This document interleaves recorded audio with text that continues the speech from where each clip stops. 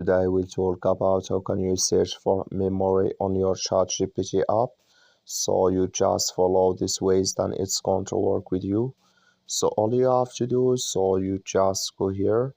You go above this sign, click on it. So then it's going to show for you a list like this. Then all you have to do next, you just go down here, you click here on your name. Down here you just click on it. So then you come to next step, it's going to show for you like this.